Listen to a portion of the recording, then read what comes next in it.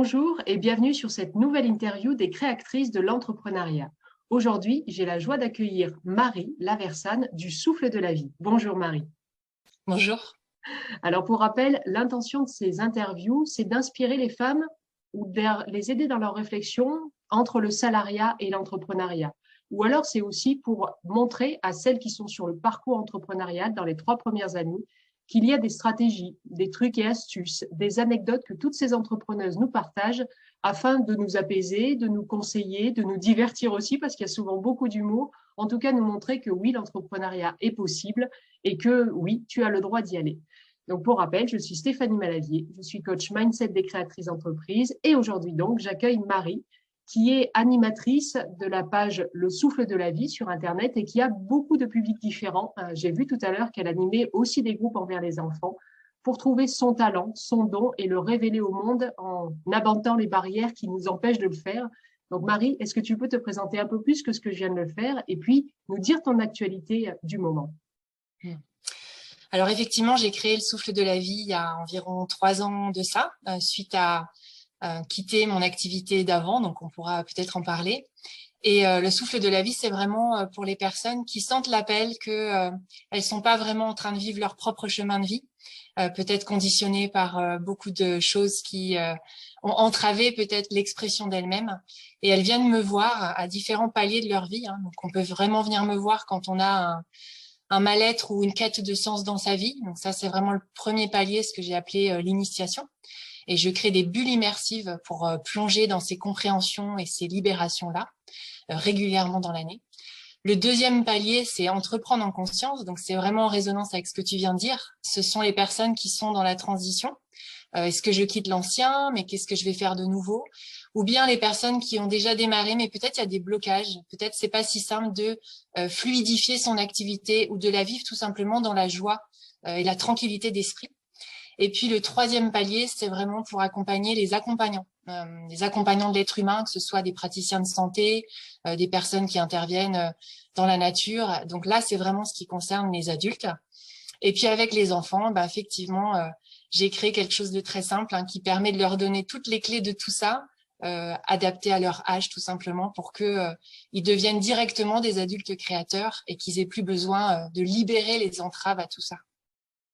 C'est un grand panel d'activités et de publics, donc c'est génial. On va en parler un peu plus pendant l'interview. Tu viens de dire que ça fait 3 ans en fait que tu es entrepreneuse. Avant, j'imagine que ça veut dire que tu étais salariée peut-être.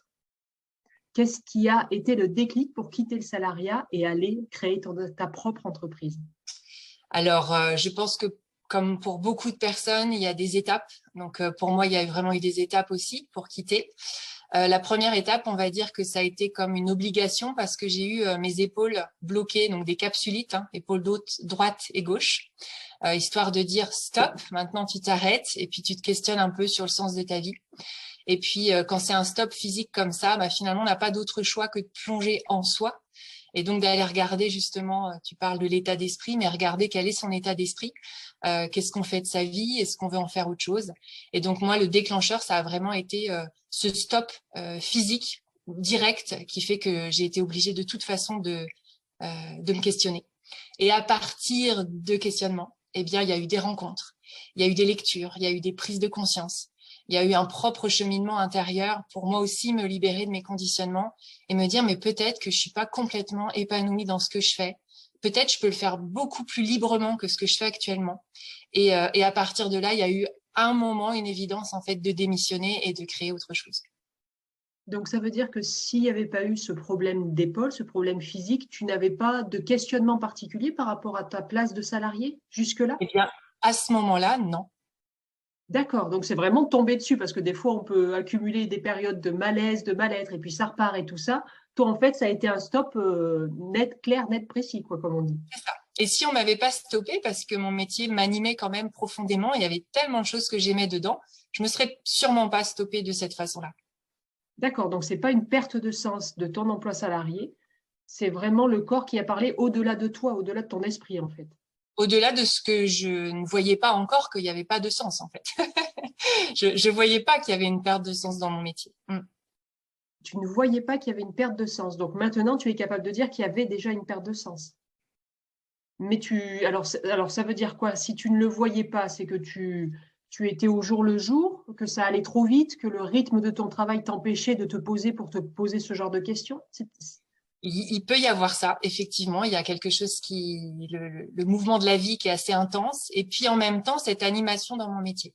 C'est-à-dire que comme j'aimais ce que je faisais, que je voyais les fruits de ce que je faisais, qui étaient quand même des beaux fruits, et ce mouvement où on n'a pas le temps de s'arrêter pour se dire, mais est-ce que ça vraiment, ça me va et ça me correspond? Et bien finalement, j'enchaînais comme ça sans me dire, peut-être que ça pourrait être différent. Je m'étais jamais posé la question. D'accord. Alors, si c'est pas indiscret et tu réponds juste que là où tu veux répondre, est-ce que ce que tu faisais dans le salariat a un lien avec ce que tu fais désormais ou est-ce que c'est vraiment une totale reconversion? Non, c'est un lien. C'est Ça a un un lien lien? direct. C'est aussi pour ça que j'étais pas complètement à côté de ce que je fais aujourd'hui. Et c'est aussi pour ça que ça m'animait déjà. D'accord. Donc, est-ce qu'on peut en conclure que tu as gardé dans ton entreprise ce que tu aimais et que ce que tu aimais de ton emploi salarié? J'ai gardé uniquement le nectar du sens de ce que j'aimais dans mon activité salariée. D'accord. Et est-ce que quand tu as quitté le salariat, tu savais exactement ce que tu voulais créer? Alors, au moment où j'ai démissionné, oui. Au moment où j'ai choisi de dire je n'y retournerai pas, non. Il y a vraiment eu des étapes. Et alors, combien de temps s'est passé entre les deux? 3, 4 ans, je pense. 3, 4 ans, d'accord. Ouais. Donc, après ces problèmes d'épaule, tu es retourné travailler? Non. Non, Au d'accord. moment où j'ai eu ces problèmes d'épaule, j'ai senti et j'ai compris la perte de sens, mais je ne savais pas ce que j'allais encore faire. J'ai quand même décidé d'arrêter, en tout cas de ne pas retourner dans mon métier, mais sans avoir encore créé autre chose.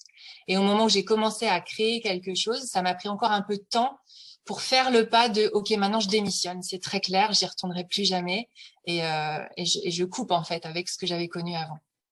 Et est-ce que depuis que tu as créé ton entreprise, tu as vu aussi un changement dans tes clients, dans le public que tu vises? Est-ce qu'ils ont suivi ta progression? Oui, complètement. C'est-à-dire que finalement, les personnes qui sont venues me voir au tout départ sont les personnes qui progressivement m'ont permis de créer la suite. C'est-à-dire quand je parlais des différents paliers, au départ, on est venu me voir pour OK, j'ai un mal-être, une perte de sens, il y a des choses qui sont pas vraiment en harmonie dans ma vie, est-ce que tu peux m'aider? Oui. Mais quand on aide en fait ces personnes-là, à un moment donné, elles arrivent toutes à cette question qui est mais moi aussi, je veux créer quelque chose qui m'anime vraiment. Et donc, forcément, entreprendre en conscience est naturellement né de cette observation-là avec les premiers clients que j'avais eus, en fait. Ok.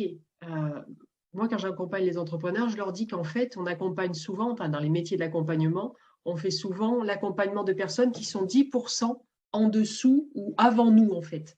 Et qu'au fur et à mesure, notre clientèle, elle change et c'est normal, en fait, c'est correct. C'est ça. C'est ce que tu constates aussi? Ouais, c'est ce que je constate pour une partie, hein, parce que pour le troisième, où effectivement j'accompagne les accompagnants, bon, là, ça concerne pas tout le monde d'aller jusque-là, mais ça concerne effectivement certains qui sont venus au tout départ et ils en sont là aujourd'hui avec moi. Mm. Ok, Et ils étaient dans des ok. professions, certains comme médecins, kinés, et là, ça y est, ils ont switché, ils ont quitté, donc ils ont suivi finalement le même fil que moi, un petit peu, Mm. comme tu dis, un petit peu, voilà, j'avais Juste, un petit peu d'avance. juste en deçà ou avant, je sais pas comment il faut le dire, mais ouais, 10%. Si on revient à toi, ton parcours d'entrepreneuse, est-ce que avant d'avoir ce problème d'épaule et de te poser la question de l'entrepreneuriat, tu avais déjà eu l'idée quand même d'un jour que tu serais ta propre entrepreneuse, ta propre créatrice d'activité? Franchement, tant que je vivais ce métier-là comme je le vivais, enfin, là maintenant avec le recul, j'ai la sensation que je réfléchissais pas par moi-même. Je sais pas si c'est clair. C'est-à-dire, j'avais pas vraiment, je me posais même pas la question des possibles. Pourtant, mon papa m'a montré vraiment la voie de l'entrepreneuriat, hein. Lui, il a créé à plusieurs reprises des choses, là où ma maman était très dans le fonctionnariat, salarié, etc. Donc, j'avais les deux éléments qui étaient là devant moi depuis toujours, mais je m'étais pas dit je pourrais créer quelque chose à partir de moi-même. Vraiment pas imaginer que c'était possible. Donc, je pense que c'est aussi pour ça que la vie est venue me rappeler à moi-même de manière un peu forte pour me dire mais il serait peut-être temps que tu te poses des questions de cet ordre-là. D'accord, tu avais les deux modèles, et Ouais. salarié et entrepreneur. Ouais, c'est génial ça, parce que c'est pas tout le monde qui peut aussi s'inspirer. En tout cas, que tu en rejettes un, forcément, l'autre était à côté, finalement, modèle. C'est pas mal. Quels ont été les principaux obstacles que tu as dû dépasser, outre la partie physique? Quel obstacle tu te rappelles avoir dû dépasser? Le passage à l'action qui n'était pas toujours facile au départ. Et puis, j'ai envie de dire ensuite l'action juste. C'est-à-dire que quand on est entrepreneur, il peut y avoir vraiment beaucoup d'endroits où on peut mettre notre énergie. Ça peut être effectivement dans les accompagnants, vraiment, les accompagnements qu'on fait, mais ça peut être aussi, en tout cas pour ma part en tant qu'accompagnante, ça peut être dans la communication, ça peut être dans la prospection, ça peut être dans la compréhension de ce qu'on fait, dans la mise en mots de ce qu'on fait. Et vraiment, notre énergie, elle peut se déployer à plein d'endroits. Et donc, il y avait vraiment ce truc de où est-ce que j'ai à placer une action juste pour vraiment pouvoir créer ce que j'ai envie de créer. Et en réalité, j'ai bien vu que l'action juste, elle était toujours très claire quand nous-mêmes, à l'intérieur, on est très clair avec nous-mêmes. Donc, c'est toujours une œuvre d'introspection. Et c'est pour ça que j'accompagne les personnes finalement de l'intérieur toujours, avant d'entreprendre. Je leur dis toujours la communication, oui, on verra plus tard, peut-être, en fonction de là où vous en êtes. C'est pas la peine de mettre plein d'énergie là-dedans, tant que vous n'êtes pas vraiment clair avec vous, et surtout, j'ai envie de dire en paix avec vous. Parce que de cet espace de paix profonde, eh bien, découlent naturellement les actions justes à placer. Ça vient juste de l'écoute intérieure. Donc, j'apprends ça en amont, avant de créer et d'entreprendre, parce que c'est beaucoup plus facile après. Quand tu dis que toi, un de tes obstacles, c'était le passage à l'action. C'est parce que toi-même, c'était pas au clair à ce moment-là ce que tu voulais créer? Parce que c'était pas au clair dans quel sens je prends les choses, par où je démarre et où je mets mon énergie. Donc, il pouvait vraiment y avoir des choses qui réfléchissaient dans ma tête à ce moment-là, de dire est-ce que vraiment faut que je fasse ça ou c'est plutôt là. Mais en même temps, si je fais qu'accompagner les personnes et que je diffuse pas mon message, comment je vais être, comment on va savoir que je fais ce que je fais? Et donc vraiment, il pouvait y avoir des obstacles à cette action juste parce que j'étais pas encore assez claire de qu'est-ce que je fais vraiment, pour qui, pourquoi. J'avais encore pas un espace totalement paisible à l'intérieur qui me permettait de voir clair tout simplement et de me dire ah mais la prochaine action elle est là, j'ai pas besoin de me poser de questions et là du coup je pouvais passer à l'action. Quand j'ai cette clarté c'est facile, tant qu'elle est pas là c'est moins simple de passer à l'action. Quand tu parles de clarté, ça rejoint la vision qu'un entrepreneur doit avoir ou pas? Euh, je pense que c'est vraiment essentiel d'avoir une vision ambitieuse, de vraiment avoir le rêve en fait pour guide. Et en même temps, de pouvoir revenir au présent en se disant, bon, bah, si mon rêve, il est par là, c'est quoi le prochain pas? Et donc, la clarté, quelque part, c'est les deux. C'est la vision claire, au loin, et c'est le prochain pas de l'action juste. Et s'il y a les deux, alors ça devient très simple parce qu'il y a juste à mettre un pas devant l'autre. Très simple, mais si tu n'as jamais été entrepreneur, tu pourrais avoir la tentation, enfin, moi, c'est ce que je vois avec les personnes que j'accompagne, c'est qu'en fait, la majorité sont des salariés externalisés. Ouais. C'est-à-dire qu'elles continuent à avoir les mêmes comportements que comme quand elles étaient salariées, sauf que bah, ça ne marche pas, ça ne peut plus marcher parce que l'employeur donnait des directives, par exemple, donnait un calendrier, donnait les moyens. Et quand on est entrepreneur, il n'y a plus tout ça. Donc, ça ne peut pas marcher, le salariat externalisé. Et en fait, si on ne se change pas de l'intérieur, bah forcément, on va continuer à faire les mêmes résultats. Enfin, comme dit Einstein, la folie, c'est de faire toujours la même chose en pensant qu'on va obtenir des résultats différents. Non, quoi. Donc, en fait, c'est ce à quoi tu accompagnes, quoi. Trouver son alignement intérieur pour du coup décliner facilement l'action suivante. Exactement. Et c'est Et vrai quand, que les entrepreneurs qui ont cette tendance, et j'en ai encore certains qui me disent, mais moi j'ai envie de faire, j'ai envie de passer. Je dis, ça ne sert à rien, t'es pas encore clair, t'es pas encore posé, tu sais pas encore qui t'es. On va gagner du temps en prenant ce temps-là, en fait. Et c'est pas simple dans notre monde où on est conditionné à faire, à être beaucoup sur l'extérieur. Moi, j'invite vraiment les personnes à rentrer à l'intérieur et à leur dire, tu vas voir comment tu vas aller beaucoup plus vite si tu prends le temps de te poser d'abord intérieurement et de dévoiler vraiment, lever les voiles d'illusion, les conditionnements dont tu parles avec l'extérieur au niveau salarial, les habitudes qu'on a eues, les directives, etc. L'argent, tout ça, en fait, à lever d'abord. Parce qu'une fois que tu lèves ça, bah, c'est tellement plus simple d'écouter ce que je viens de dire tout à l'heure. C'est-à-dire l'être à l'intérieur qui dit, c'est là, maintenant. C'est ça que tu as à faire juste là, maintenant. mais la difficulté des gens, c'est se dire que ils peuvent entendre intellectuellement ce discours, qu'il faut se trouver, qu'il faut savoir qui on est, qu'il faut savoir qui on est pour pouvoir le montrer au monde et aider le monde.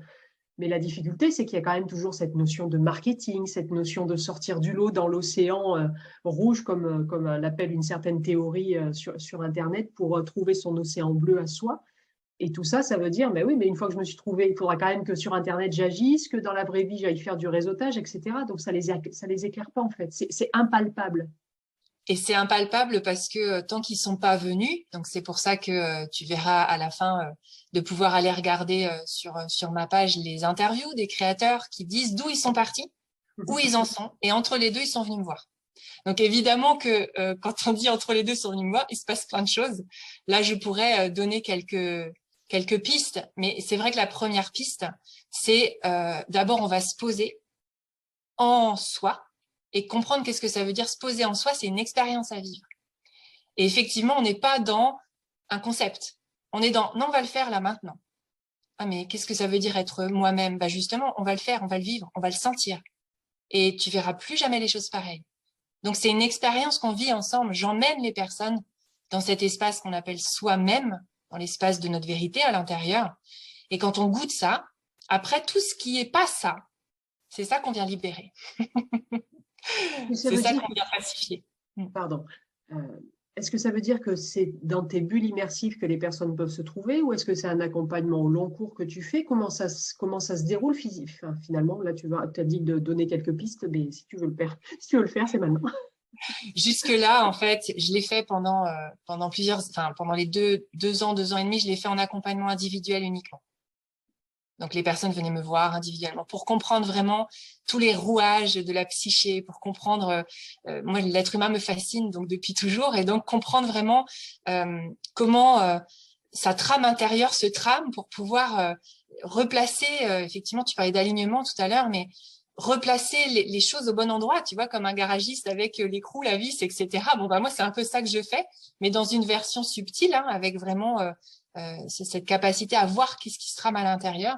Et à partir de là, on chemine ensemble. Là, aujourd'hui, maintenant, je le fais de manière plus puissante parce que j'ai créé effectivement la possibilité de faire ça en collectif. Là où ça va aller beaucoup plus loin, plus profond, parce que la résonance les uns avec les autres, la synergie les uns avec les autres, crée quelque chose qui ne peut pas se créer en individuel. Et en même temps, eh bien, s'il n'y a pas l'individuel à un moment, on ne peut pas aller aussi profond qu'il y a besoin pour aller voir, oui, mais toi, pour toi, Stéphanie, à cet endroit-là, ça, il faut qu'on aille voir ça toutes les deux ensemble. Et donc, je fais le mix des deux. Donc, dans l'initiation, c'est vraiment le mix des deux qui permet cette libération, cette reconnexion à soi. Et naturellement, inévitablement, on va contacter ce qui nous anime profondément, les dons qui sont en nous, les ressources qu'on a en nous, les talents, nos rêves. Forcément, dans ce processus, ça va éclore naturellement à un moment donné. Et à partir de là, on va sentir, OK, est-ce que maintenant tu es prête à faire un pas en avant? C'est-à-dire à aller t'offrir au monde. Offrir ce que tu es, ce que tu as en toi au monde. Mais c'est bien que tu le fasses de cet espace de paix et de clarté à l'intérieur, plutôt que de le faire de l'espace qui s'agite et qui se pose 1000 questions, parce que tu verras que ça ira beaucoup plus vite. Et surtout, et c'est là que j'ai un peu ma touche singulière, surtout ce sera réellement magique et tu pourras observer à quel point la vie est merveilleuse et magique, à quel point elle prend soin de toi pour te dire c'est juste par là. On fait les choses dans l'ordre, en fait, quand on vient me voir, tu vois. Et parfois, les entrepreneurs qui me disent, moi, je voudrais faire et créer, je leur dis, oui, mais est-ce que tu sais quitter d'abord? Est-ce que tout ce cheminement, tu l'as fait toi-même et du coup, ça te permet de passer les obstacles du parcours entrepreneurial? Parce que j'imagine que tu en connais comme tout le monde. Euh, du coup, si on retourne sur ton parcours de tout début, où toi-même tu t'es cherché, comment tu gérais les émotions et comment tu les gères peut-être maintenant? Parce que voilà, on peut avoir des grosses déceptions. Moi, hier, par exemple, techniquement, il y a 12 mails qui sont partis d'un coup pour chacun de mes clients alors que c'était étalé sur 12 semaines. Et là, voilà, forcément, ça ne fait pas plaisir. Comment tu gères ce genre de choses que toutes les personnes qui nous écoutent vivent aussi? Bien sûr. Alors, j'explique déjà aux personnes qu'une émotion, c'est vraiment une énergie en mouvement qui vient nous délivrer un message. Donc souvent, il vient nous dire, regarde, t'as peur de ça, ou regarde, t'es en colère contre ça, ou regarde, t'as telle croyance là-dessus, t'as tel sentiment qui arrive et ça te met dans un état émotionnel qui est pas confortable à vivre, on est bien d'accord. Donc évidemment, comme je dis aux personnes, évidemment que j'ai des émotions encore. Simplement, j'ai aussi une capacité à comprendre pourquoi elles sont là et surtout à les libérer, à les pacifier instantanément. Et donc cet outil, si tu veux, d'auto-guérison, je le transmets dans l'initiation et j'apprends aux personnes à s'en servir pour qu'au moment où il y a le trouble qui arrive et l'eau qui s'agite à l'intérieur, on puisse tout simplement retrouver son océan intérieur calme avec la clarté, l'objectivité, qui nous permet à ce moment-là de placer l'action juste. Donc ça, c'est vraiment des outils concrets que je donne et qu'on expérimente ensemble et que, encore une fois, avant de faire ce que je fais, j'étais enseignante, j'étais professeure des écoles, donc je continue à enseigner, mais autre chose. Ce que j'aurais adoré pouvoir enseigner aux enfants qui n'avaient pas confiance en eux, qui croyaient pas en eux, qui avaient peur parfois d'avoir des mauvaises notes et des jugements, des comparaisons. En fait, j'enseigne tout ça aujourd'hui, aux grands et aux petits. Donc, je suis pas loin quand même de ce qui m'animait déjà, comme je te disais. Donc, une émotion n'est pas un problème, elle est juste un message. Et quand on sait comment l'accueillir et la pacifier, ben, tout va bien en fait. Est-ce que l'entrepreneuriat t'a permis de développer d'autres qualités que toutes celles que tu viens de donner là? Ah oui, énormément. En fait, l'entrepreneuriat, pour moi, c'est la liberté. Déjà, ce qui vient comme mot, c'est vraiment être libre. Et donc, quand on est libre, on a tous les possibles qui s'offrent à nous. Donc, ça veut dire qu'on peut aussi nourrir en nous tous nos plus hautes qualités, finalement. Alors, je dirais que je suis beaucoup plus courageuse depuis que je suis entrepreneuse. J'ai beaucoup plus la foi en moi, en la vie, en tout, en fait, en toutes les expériences qui m'arrivent. J'ai beaucoup plus de conscience. Alors, c'est pas une qualité, mais c'est plus grand que tout, la conscience. J'ai plus de conscience sur absolument tout. Je dirais que j'ai une capacité à m'affirmer, à m'assumer, à exprimer par les mots, par la voix, par mon corps, qui je suis sans que ça tremble. Tout ça, je ne savais pas faire avant. Donc, je dirais que l'entrepreneuriat vivant, vibrant comme on le fait là, c'est-à-dire qu'on fait ce qu'on aime profondément faire, eh bien, c'est la voie de connaissance la plus incroyable et libératrice qui existe. Et toi-même, pour développer tout ça, maintenant que tu as ce recul, tu as réussi à le faire finalement toute seule ou toi-même tu t'es fait accompagner? Moi, je me suis fait accompagner au départ par une personne qui a magiquement croisé mon chemin et m'a justement dit, mais tu peux rester dans les rêves, tu peux imaginer ton projet, mais là maintenant, il faut y aller. Et quand il m'a dit ça, avec l'énergie qu'il avait à ce moment-là, j'ai senti tout ce qui tremblait encore en moi et qui était encore dans le confort et dans le connu. Et à partir du moment où il est arrivé pour impulser ces énergies dont j'avais besoin, eh bien, j'ai compris tout ce que je suis en train de te dire là. C'est-à-dire que toutes les clés, je les ai comprises par moi-même grâce à sa présence, qui était en miroir constamment comme ça. Et puis, j'ai activé ces clés et aujourd'hui, je trouve qu'elles sont d'une simplicité assez incroyable pour me dire, mais c'est génial finalement. Tous ceux qui sont prêts à ce chemin-là, ils peuvent le faire aujourd'hui. Parce que les clés sont là et elles sont tout sauf mentales. C'est beaucoup plus simple que ça. C'est ça. Est-ce que quand même, au début, tu as vécu, toi, le syndrome de est-ce que je vais être légitime par rapport, notamment, tu dis que tu étais enseignante, là, tu bascules dans un autre monde, même si la transmission reste un point commun. Est-ce que tu as quand même eu des doutes à gérer au Alors, début? j'ai eu des doutes sur... je dirais que la légitimité, jamais. C'est vrai que j'ai beaucoup de personnes qui viennent me voir avec ça, très fort. Je dirais jamais parce que depuis toute petite, on m'avait déjà montré ou validé que je savais aider, que je trouvais les mots justes, que ça créait vraiment des bascules intérieures. Et donc, même mes amis me disaient, mais Marie, finalement, tu fais ce que tu fais aujourd'hui, mais tu le faisais déjà avant avec nous, naturellement. Et donc, il y avait déjà cette matière-là en moi qui était assez solide pour pas me dire, c'est complètement nouveau ce que tu es en train de faire. Je me disais, non, c'est vraiment ce que tu fais, mais aujourd'hui, tu le fais avec beaucoup plus de conscience de comment tu fais ça. Et tu vois pourquoi tu le fais. Et tu comprends de plus en plus pour qui. Donc, au début, ça tremblait parce que je manquais d'expérience. Mais à partir du moment où je me suis donné des opportunités d'expérience, et ça, j'ai créé ça de plein de façons différentes, ce sont les clés que je donne aux entrepreneurs. D'entreprendre en conscience, on offre nos ors les uns aux autres, en fait. On s'offre tout ça respectivement pour expérimenter dans un espace où il n'y a pas d'enjeu. Et ensuite, j'ouvre aux personnes de mon réseau, il n'y a pas d'enjeu. Du coup, il y a beaucoup moins de peur. Par contre, je leur dis, vous avez besoin d'expérience, beaucoup d'expérience, pour comprendre que vous êtes capable de faire des choses incroyables. Et moins il y a d'enjeux, bah, du coup, moins il y a de peur et plus il y a d'expérience, plus vous allez comprendre ce que vous savez faire, quoi. D'accord, tu leur offres une zone d'expérimentation confortable. Une zone d'expérimentation dans la zone d'expansion, pas confortable. Elle fait peur quand même. Elle est juste dans la zone de décalage optimal, juste ce qu'il faut pour se sentir vivant. J'ai peur, mais il y a de la joie en même temps. Voilà, on cherche le bon dosage, en fait. D'accord. Et toi, pour revenir à ton rôle d'entrepreneuse à toi, quelles sont les difficultés que tu rencontres encore, si tu en rencontres encore depuis 3 ans?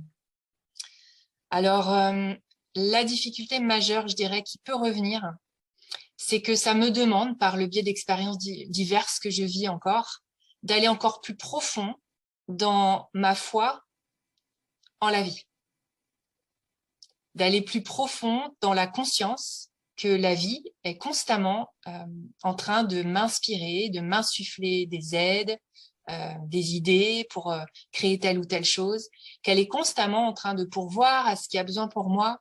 Il peut y avoir parfois un tremblement quand ça vient dans une zone un peu, tu vois, je pense par exemple à l'argent, parce que les entrepreneurs viennent beaucoup me voir sur cette question-là. Et je leur dis que quand on est en maîtrise de soi, vraiment, quand on est soi-même, la vraie liberté, c'est qu'on ne possède pas d'argent et l'argent ne nous possède pas. Et donc, je leur dis, la vraie liberté, c'est d'être à zéro, en fait. Bah, ça, c'est quelque chose que je peux vivre régulièrement. Parce que la vie me dit, tu vois, là, tu es à zéro, mais est-ce que tu sens qu'il n'y a pas de problème? Et je fais, oui, c'est fou, hein, je sens de plus en plus. Et c'est incroyable parce que je le vis de plus en plus, ce truc où, en fait, tu es à zéro, mais dès qu'il y a besoin, ça circule. Et donc, je peux d'autant plus l'incarner en disant, vous n'avez pas à avoir peur avec la sécurité matérielle. Elle est juste ici. Mais en réalité, elle n'existe pas. Et comme moi, je ne peux pas transmettre des choses que je n'incarne pas, on peut venir parfois me chatouiller dans cet espace-là encore un petit peu où je me dis, est-ce que tu es tranquille? Est-ce que tu es tranquille? Parce que j'ai une famille, une maison, comme tout le monde, tu vois. Les gens me disent parfois, mais il faut quand même payer les factures. Je dis oui, mais si tu penses comme ça, tu n'y arriveras pas. Donc, c'est un apprentissage que tu L'importance de continues à l'état. faire toi-même, en fait. Oui, dans des strates de plus en plus profondes, tu vois. D'accord. Mm. Et matériellement, parce que là, on est beaucoup sur le mental, mais matériellement, quelles autres difficultés tu rencontres? Parce que là, les personnes qui nous écoutent sont forcément des femmes qui sont aussi dans la matérialité. Qu'est-ce que tu rencontres au quotidien comme difficulté d'entrepreneuse? Euh, Te faire je cherche un peu connaître, parce que tu vois. je cherche un peu parce que franchement, j'ai pas de difficultés majeures, hein. Ouais, tant mieux, t'as le Mais droit de oui, le oui. dire. Ça existe.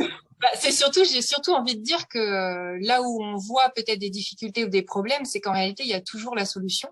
C'est juste qu'elle n'est pas encore perçue. Ou dans les enseignements que je transmets, j'explique aussi que euh, là où on là où on perçoit quelque part un obstacle ou quelque chose qui est pas simple, en réalité, il y a un cadeau dedans. Mais je leur dis, là, l'idée, on peut en parler, hein, c'est un concept mental. L'idée, c'est que vous puissiez le vivre, l'expérimenter et l'intégrer profondément pour plus jamais avoir peur de quoi que ce soit en réalité. Donc là, aujourd'hui, quand tu me dis c'est quoi la difficulté majeure, bah là, maintenant, au moment où tu me parles, il n'y en a pas. D'accord. Euh, pour que ça soit plus concret pour les personnes, comment tu arrives à faire cette bascule finalement? Enfin, s'il y a une clé de ça, pour passer justement de je lâche au niveau mental et les choses vont se faire, mais concrètement, il faut aussi agir au quotidien. Il faut agir pour se faire connaître, il faut agir pour aller rencontrer le banquier, il faut agir pour chercher un local selon l'entrepreneur ce qu'il veut faire.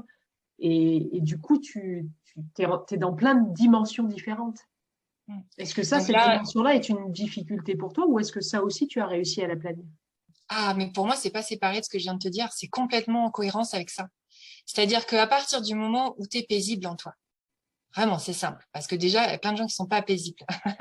Les entrepreneuses dont tu me parles, elles sont pas paisibles. Si elles s'agitent comme ça, qu'elles se posent toutes ces questions, elles sont pas en paix profondément. Donc, à partir du moment où elles sont en paix, il y a deux façons d'écouter la résonance de la vie. C'est pour ça que ça s'appelle le souffle de la vie, parce que la vie, c'est toi, c'est moi, c'est tout. Mais il y a deux façons de l'écouter vraiment. La première façon, c'est les inspirations, les idées qu'on va avoir, les trucs qui font « Ah, je vais faire ça. Tiens, il faut trop que j'appelle mon banquier aujourd'hui. » Ok. Ça, c'est vraiment un déclic. C'est pas le mental qui pense. C'est un déclic inspirant. Et ça, quand ça arrive, écoute-le tout de suite. Que ça soit pour te dire, tiens, tu as oublié de prendre ton parapluie pour sortir dehors, ou que ça soit pour te dire, tiens, ça serait bien que tu appelles telle personne parce qu'elle a un super lieu à te présenter. Pour moi, il n'y a pas de distinction. Donc, apprendre à écouter ses inspirations et ses idées, ça ne peut se faire que si tu es paisible à l'intérieur. Sinon, tu n'entends rien, en fait. Et la deuxième chose, c'est le mouvement de la vie. C'est-à-dire que parfois, on sent qu'on a juste envie d'aller... Bah, tiens, je te donne un exemple tout concret, parce que tu veux du concret. Ce matin, je vais avec mon fils à Super U, il a des petites économies. Et puis, il me dit, ah, maman, j'ai envie d'aller m'acheter un petit jouet, un petit cadeau. Alors, je dis, ah oui, quand on s'achète un petit jouet, on est toujours très content. Puis, une fois qu'il est là, oh, le goût, des fois, il a un peu disparu parce que ce qu'on aime, c'est cet élan du désir. C'est pas forcément d'avoir le truc. Donc, je dis, on a, puis après, on veut toujours plus. Alors, je dis, on y va. Puis, il trouve rien qui lui correspond. Je dis, mais tu vas pas t'acheter quelque chose juste comme ça. Et là, je dis, tu sais, il y a les livres, sinon derrière, peut-être on peut regarder. Et là, je vois 2 livres. Je vois les titres des livres. Je prends les livres. Et je lui dis, tu te rends compte, ces livres, c'est incroyable. C'est exactement les questions que tu nous poses en ce moment et que tu n'arrêtes pas de tourner en boucle avec ces questions-là. Bah, est-ce que tu veux prendre ces livres? Et là, il commence à plonger dedans. Oh, il était mais d'une joie. Bon, bah moi, j'ai écouté, on va à Super U, c'est tout, quoi. Et on avait l'élan tous les deux d'y aller. Puis là, il s'est passé cette magie que moi-même, je suis émerveillée tous les jours de constater. Voilà. Merci. Quand on t'écoute, en fait, on s'aperçoit qu'il n'y a pas de difficulté majeure dans l'entrepreneuriat, mais finalement, il n'y en a pas nulle part, en fait, si on s'écoute de l'intérieur. En fait, en réalité, la vie est hyper simple. Elle est hyper simple. Les interviews des entrepreneurs que j'ai mis sur ma page sont des témoins vivants de ça, parce qu'en quelques mois, ils sont passés voilà, de certaines situations à là où ils en sont aujourd'hui et ils en témoignent. Et les mots qu'ils utilisent, ce sont ces mots-là. C'est simple, c'est doux. En fait, c'est nous qui rajoutons, parce qu'ici, on est accaparé par plein de croyances, plein de peurs, etc. On rajoute des difficultés là où il n'y en a pas. Et moi, je ne peux que incarner ça parce que c'est vrai, en fait. Tu l'incarnes très bien, je te confirme. Pour terminer l'interview, 2 dernières questions, Marie. Quel conseil tu te donnerais à ton toi d'avant la création de ton entreprise? Si tu remontes à Ah oui. un peu plus de 3 ans. Oui, il en aurait bien besoin, mon moi de l'époque. Je lui dirais, prends le temps de te poser vraiment. Prends le temps de t'asseoir avec toi-même et de t'observer intérieurement et de faire la paix avec toi. Prends le temps de ça. Et parce que tu vas prendre le temps de ça, tout va être très clair ensuite sur ce que tu auras à faire. Et tu sentiras vraiment comme des aides qui sont là tout le temps pour t'accompagner. Alors, détends-toi. Voilà ce que je lui dirais. Ouais, génial. Et peut-être que tu vas répondre la même chose, mais quel conseil tu donnerais aux femmes qui nous écoutent? Alors, soit les femmes qui sont dans la réflexion et peut-être les peurs, et aussi les femmes qui sont, elles, sur le début du parcours dans les 3 premières années. Est-ce que ça peut être des conseils différents d'ailleurs? Alors, je leur dirais déjà, je comprends que vous ayez peur. Et avoir peur, c'est humain, c'est naturel. Et la première chose avec nos peurs, c'est vraiment de les accueillir, de ne pas résister aux peurs, de ne pas vouloir qu'elles ne soient pas là, de ne pas vouloir s'en débarrasser ou les rejeter. Je leur dirais vraiment, prenez le temps de les accueillir et de les regarder vraiment. Peut-être même de les nommer. De les nommer. Dire, tiens, j'ai peur de ça, j'ai peur de ça. Même à voix haute. Voilà. Parce qu'à partir du moment où on nomme quelque chose à voix haute, ça fait moins peur. On sait de quoi on parle. Et de ne pas le voir comme un ennemi, hein, de voir vraiment ces peurs comme des alliés, parce qu'en réalité, c'est ce qu'elles sont. Et puis, je leur dirai après, peut-être ça peut être bien que tu ailles sentir qui tu es vraiment, quand même. De prendre le temps de t'asseoir, et puis peut-être certains vont faire ça sous forme plus contemplative, plus méditative, juste fermer les yeux. Et puis pour les aider, je leur dirais, peut-être on peut le faire ensemble parce que ça sera plus facile, ça sera plus doux pour toi. Et puis, ça sera plus magique de trouver le chemin si tu es accompagné pour ça. Très bien. Merci beaucoup, Marie, pour tous ces échanges et la fluidité avec laquelle toi, visiblement, ton chemin s'est passé et que tu accompagnes les entrepreneurs notamment, mais pas que. Donc, est-ce que tu as un mot de la fin, une phrase de la fin pour terminer cette interview avant que, en dessous de la vidéo, les personnes puissent te trouver avec les liens? que tu vas m'envoyer. Moi, spontanément, j'ai vraiment envie de te remercier parce que tu donnes la possibilité à chaque femme entrepreneuse de dire là où elle en est et finalement, on va toutes se retrouver les unes les autres, ça va résonner, etc. Donc, chacune va pouvoir piocher dedans. Et ça, c'est hyper précieux parce qu'on en a vraiment besoin. Et, euh, et là, c'est vraiment ce grand merci, quoi. Merci d'avoir créé ça, de t'être écouté, d'avoir écouté l'inspiration, d'avoir suivi l'élan intérieur et de montrer que finalement, quand on fait ça, il y a de la magie qui opère. Ah, il y a une belle magie parce qu'il y a une vraie tsunami de femmes qui veulent être interviewées, donc c'est chouette. En tout cas, merci. Merci de ton merci du coup. Merci beaucoup, Marie. Donc, Merci. tu n'oublieras pas de me faire passer tous les liens et puis les personnes, vous trouverez juste en dessous de l'interview tout le nécessaire pour trouver Marie, échanger avec elle ou travailler avec elle aussi. Merci beaucoup, Marie, et puis on reste en contact. Merci beaucoup. Au Merci. revoir. Au revoir.